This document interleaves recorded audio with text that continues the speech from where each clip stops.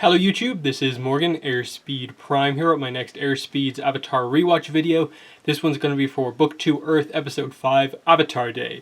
This one is animated by DR Movie, and yeah, it's a pretty good episode, I think. I think there's one major flaw. Maybe I'm making too big of a fuss out of it, but I'll get into it. But for the most part, I think it's one of the funniest episodes of the series. You know, obviously, it's episode 5 of book 2, episode 5 of book 1, The King of Amashu is another very, very funny episode. And a lot of the humor in this episode comes from Sokka, Detective Sokka, but also Katara is quite funny here, acting as like the assistant to Sokka and stealing some of his spotlight. And even the villagers of Chin Village are quite funny, just with how much they don't get kind of how silly and idiotic they're being about things. But there's some important stuff in this episode as well that overall speaks to the trend of book 2 compared to book 1 of just, you can have these episodes that aren't directly plot related, in that this is just a stop-off point for the group as they're searching for, kind of beginning their search for an earthbending teacher for Aang. And it's not really mentioned in this episode, but I like it still because they take this idea of like, here's actually a town on like the Allied side of the war, but they technically oppose the Avatar because of this very personal issue. It's got nothing really to do with the war as such, it's just this personal reason this village happens to hate the Avatar, and we deal with that conflict by addressing the fact that it's nothing to do with Aang, it's one of the previous Avatars, Kyoshi, and we get history on her as well as the history of Kyoshi Island, and that makes for a very interesting reveal when it happens. Through that kind of a mystery and trial, we get to return to Kyoshi Island. On Zuko's side of the episode, we get an important reveal at the end in terms of what he does. But again, it's another episode where there's only like a few Zuko scenes, and it's just building towards something more. And it's also, I suppose to start off, the debut of the Rough Rhinos, who eventually become quite important in that, like, they're in the comics, and they later make connections with them to, like, they're the reason why Jet hates the Fire Nation. They have a connection to Iroh. The Rough Rhinos also kind of attack Iroh at one point, and there's a history there as well. But what happens at the start, obviously, is that Sokka ends up having to leave his boomerang behind when they're attacked by the Rough Rhinos, and he kind of has this identity crisis over the course of the episode as he has to kind of accept the fact that, okay, like, the boomerang is kind of what most people refer to him as. Now he's the ponytail guy, and he doesn't quite like that, and Aang uses the opportunity of his trial to kind of go like, hey Sokka, I always thought you were a master detective, and Sokka's just like, well, I suppose I am, and he puts on the whole outfit, and Katara's his assistant, and he has the bubble pipe and the monocle, extending monocle thing, and it's just really funny as, like, he's smart, we know Sokka, he knows this sort of thing, but he's trying to be so, like, theatrical about it that Katara ends up just cutting straight to the point most of the time, making the deductions and taking the thunder away from Sokka. So that dynamic throughout the entire episode is really, really funny, combined with the fact that we have these cutbacks to Aang, who's in prison because obviously of what Chin Village is accusing Aang of. And Aang and the prisoners is one of the funniest dynamics in the show as well, because you initially think it's this weird one where it's just like, oh, you're bald, you're a kid, you're bald, you're going to fit right in here. And he's actually telling the complete truth, and that they just start chatting, and obviously between scenes Aang has told them about his crush on Katara, and they're both all like, you're a great guy, it's going to work out well for you, she'll eventually see the strength in you, you're handsome, and it doesn't help that you're the Avatar, and it also, it helps that you're the Avatar as well, that can't be a problem. And don't be afraid to tell her how you feel. So it's just like, these prisoners, you expect them to be one type of character, and they just go the complete opposite direction, and Aang becomes best friends with them. I also like how Aang just was just so easily able to just get out of the kind of stock he was kind of held in, and he's just holding it there. That's kind of a common joke with Aang, of just like, you kind of wrap him up, but he tends to just like accept that, like, oh, these people have technically imprisoned me, so I'll just kind of maintain in here like this. I think it happens at another point as well where he does something quite similar. But yeah, so I suppose this is where I'll bring up the whole thing of, let's get into Chin Village and the one, I suppose, issue I have with this episode. The issue is this. It's that I don't feel the episode makes it clear enough, like, why Chin Village treat Chin as Chin the Great. Why they and like they're the only people, it seems like. It doesn't seem like there's anywhere else in the Earth Kingdom who feels this way. They're the only ones who feel that Chin is actually this kind of misunderstood person and was actually a great ruler. And why I think it makes no sense is because of the but because of how it plays out, because of what we're told, in that this place, obviously, Chin Village and Kyoshi Island used to be linked, like a peninsula, basically. So Chin has clearly just taken over the stuff that wasn't directly the peninsula, so everything except Kyoshi Island, which to me establishes that he's only recently captured the place that is now known as Chin Village. So why would that place of all places, the most recent place he's just got under his command, why would they so quickly develop this culture where it's based around seeing him as the good guy? I get it to a degree in that, like, this being the historical place where he died, and it's kind of known that, like, Kyoshi did something here that led to Chin's death. Maybe the full story, not everyone knows. But that develops this whole thing, and they feel he was, like, cut down by, like, the Avatar wrongly or something like that. But just the fact that it had to have been this place where he just took it over and was then moving to take over the other side of the peninsula, which is Kyoshi Island, and then Kyoshi steps up. It's just like, are you really asking me to believe this? Because it'd be a lot more believable if they'd kind of established that, like, Chin's hometown, like literally where he originally comes from, was the island that was just like at the start of the peninsula, and then Kyoshi Island is this separate place. That way you can at least get why, like, okay, this place where Chin is originally from would be like very pro-Chin, rather than it being like technically one of the last places he captured. Because it's, especially with like this potentially being one of the last at the end of a very long line of him capturing places, and him being known as by most of the world as Chin the Conqueror, in a similar way to like Kuvira the Great Uniter. That's how she's known towards the end of like capturing all of the Earth Kingdom towns. And I suppose that's another thing, in that, like, I feel at times they bring in a little bit too much of the humor into the serious backstory Chin side of things, in that Chin is very similar to Kuvira in terms of what he did as a villain, in terms of taking over X amount of the Earth Kingdom and coming very close to gaining complete control. Ultimately, you'd say Kuvira probably did a little bit more than Chin did, but that's not to say Chin is is weak, because he clearly, took over a lot of the Earth Kingdom and was only, taken down at this moment right at the end. In general, I like the kind of backstory, because it is this moment of him being extremely stubborn and just standing there as an avatar separates like this island from the giant landmass, and doesn't in any way think that this could have like disturbed and made weak the land that he's standing on, and he just falls in. It's a comedic death for a character who ultimately is so kind of has done so much in the universe, but it speaks to the confusion in this whole thing, and that Kyoshi never directly killed Chin.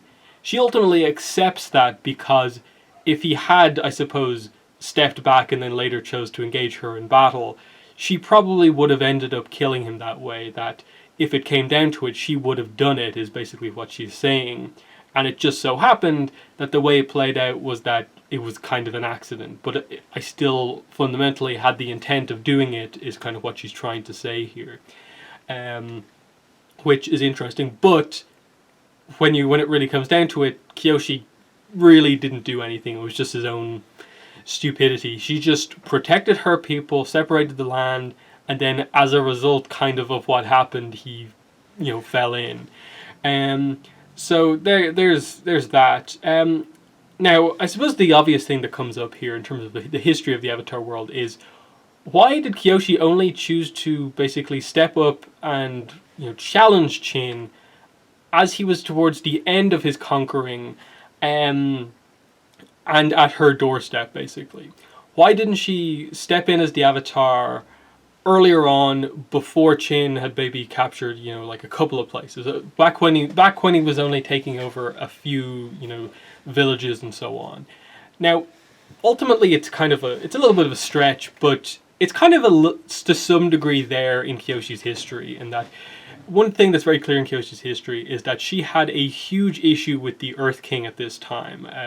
The kind of, obviously she lived so long, there must have been at least a couple of Earth Kings, but like this one Earth King that she was dealing with at the time, obviously this is set when she's around 42, which I think fits in quite well with the Earth King story, which is her other backstory that we get. She has huge issues with him because of how he, treats his people and the way he rules.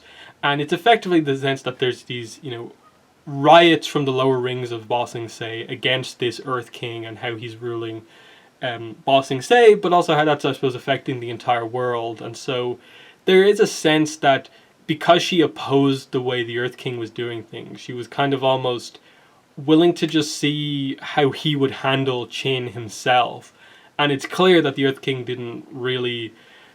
Obviously, there's the whole walled Ba Sing Se thing. Was he aware of what Chin was doing? Was there still a sense of like stuff being kept from the Earth King? But either way, the central leadership didn't really do anything to really challenge Chin, so he ended up taking over a huge part of the Earth Kingdom, obviously right up until this point in this episode where we get the flashback. But I think that's the idea here, is that Kyoshi was very conflicted about should she, support the Earth King that she fundamentally disagrees with and has huge issues with, or and that involve her, taking out Chin, or does she let Chin, who I think you could interpret from Chin Village potentially that he at least had some support behind him because maybe his style of ruling, of leading, was different and in a way better, that it was more acceptable to people than the way the Earth King at the time was ruling. So I think it creates this kind of interesting conflict for Kyoshi of just what way she actually did it, because like if all of the people of the Earth Kingdom wanted to basically overthrow their king because of the actions of their king, would Kyoshi have to join that side of things, or is she, as the Avatar, kind of honor bound to serve the Earth King? That was kind of the challenge she had to deal with at the time. But that's kind of a little bit of a side kind of plot stuff going on here. But I thought this is the right point to bring that sort of stuff up, about the extra stuff you can add into this smaller backstory about Chin and Kyoshi. But yeah, I like the whole investigation that takes place here. The whole idea of like, when it comes down to it, it's that there's these two separate places who have history and are celebrating an anniversary on the same day, the 370th anniversary of the death of Chin and the formation of Kyoshi Island, the founding of Kyoshi Island, and how they both have this whole thing of like, clearly these events are connected, but the two places are so far apart. And it ultimately coming out in the story that these two places were one and the same. That footprint on the edge of the cliff isn't Kyoshi's from like earthbending Chin, who was on the other side off the cliff. That's Chin's footprint from before he fell off, and then Kyoshi's footprints are back on Kyoshi Island because she separated the land on the other side. So I really liked how that kind of came across, and there were all these things that made it seem like, oh, Kyoshi has an alibi. She was nowhere near there. She was on Kyoshi Island at the time.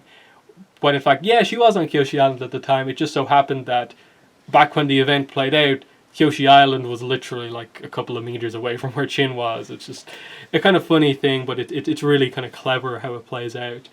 And then, like, obviously they get this information that seems to, like, completely free Aang and Kyoshi from this whole issue that they're having with Chin Village, but Aang just, in the trial, presents this information so badly that he just is found guilty immediately. And the last attempt that they have to get out of this is to try and get the actual testimony of what actually happened from Kyoshi. And I liked how this kind of happened, that Kyoshi felt it kind of, I suppose, necessary to come in here and clarify what happened to everyone. That, like, yeah, I did it. I killed him. And the story that she explains, of course, technically, I didn't, like, in anger cut him down, but if it came to that, that was my plan. It just so happened that it wasn't really required. But I considered him a tyrant. He did all this bad stuff, and it ultimately was a good thing for the world that he did die on that day, and that being the result. That, like, in terms of this trial, yes, Aang is guilty, and the town is at fault for really not understanding the history and being in support of this Chin who was a tyrant. But as I explained, it's maybe not as black and white as we think, just because of the situation in the Earth King politically, just with regards to how the people viewed the actual like government and ruler leadership of the various states of the Earth Kingdom at that point. Yeah, and then this is one of the episodes where they actually get the dates and years right. It seems like they mentioned it's the 370th anniversary, which fits in nicely with the whole Kyoshi was born here in or around 400 years ago. That actually fits nicely, and in with everything in that. Yeah, we know Aang's age, we know Roku's age when he died. This all fits together nicely, of course, with the caveat that because of the whole 400-year thing in episode 4, that meant that they had to make Kyoshi live to be like 230. So, it's ultimately dates that have to be that way because of I think a mistake in planning, because I don't really think that there was ever... Like, I'd love to know if it was always the intent to have Kyoshi be 230 years old. I don't really think that's meant to be the case. In that, yes, we have cases of like characters living to be over 100. Guru Patik has to be about 150 and so on, but 230 is a huge stretch compared to that. Yeah, that's the result of that. And of course, Wheel of Punishment, Aang's going to be boiled in oil. He saves himself because they end up fighting off the rough rhinos in a pretty cool fight scene, just to see how all the rough rhinos fight and how different they are. I like the Aang versus Colonel Monkey kind of showdown. Aang using fans, which he's actually quite good with, but getting the advantage and winning the day in the end. And this alone switches the town from caring all about Chin to now being like, oh, the Avatar Day will now support the day when Avatar Aang saved us from the rough rhinos, and it just changes their whole history. Obviously establishing that, yeah, they didn't know it that well, so there's a bit of an issue here.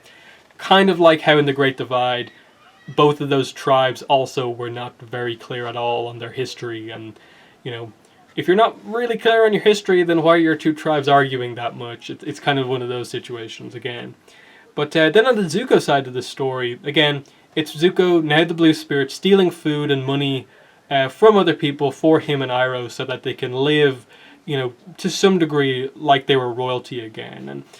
And I think the best scene in this episode definitely is Iroh kind of speaking to Zuko about this. Not really calling him out for stealing, but just kind of saying that, like, this is good and all, but, to some degree, embracing the situation that we're in now should be fine. It's going to be a challenge, but it's fine.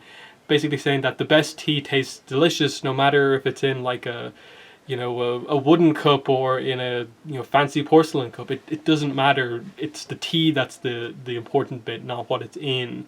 And then, basically saying the line, there's a simple honor in poverty, and the honor line being a very key thing here. And for Zuko, as kind of Iroh points out, that, he feels that there's no hope now, with potentially no opportunity ever to get Aang. And then Iroh pointing out that even if he did get Aang, would that mean anything now, given that Azula and Ozai are both basically trying to have Zuko captured? That his big thing, capturing the Avatar to restore his honor, does that mean anything anymore? That given the decision that's just been made? And then Zuko clearly makes the decision after this that he has to travel alone and find his own way.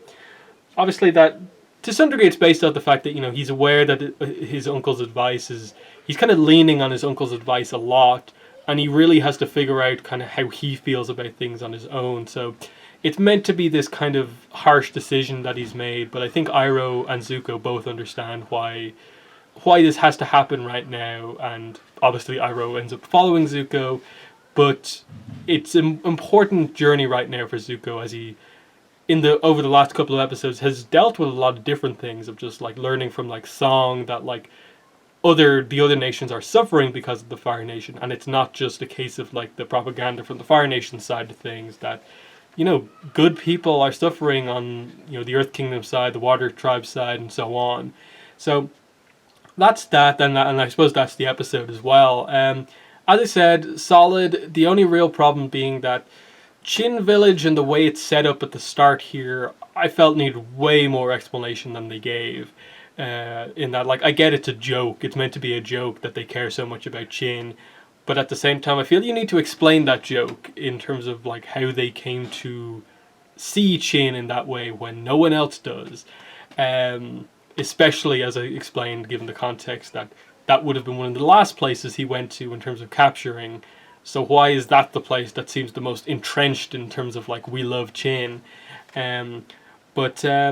Yeah, other than that, it's a very funny episode that has a lot of nice moments throughout. I didn't even mention the return to Kyoshi Island. We get to see Foamy Mouth Guy again, and he's about to go off, but then he sees that Aang's not there, and nothing happens. Coco, we see the return of Coco, Oyaji, little moments like that. Sokka asks about Suki, and we find out that Suki has actually gone off to war with some of the other Kyoshi warriors, inspired by Team Avatar. So that's a nice moment, and you can see that Sokka's sad that Suki's not around, but is kind of, I suppose, happy that his arrival there had an impact on her.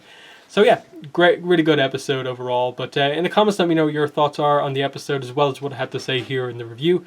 But yeah, that's been the video. Thanks for watching, and bye.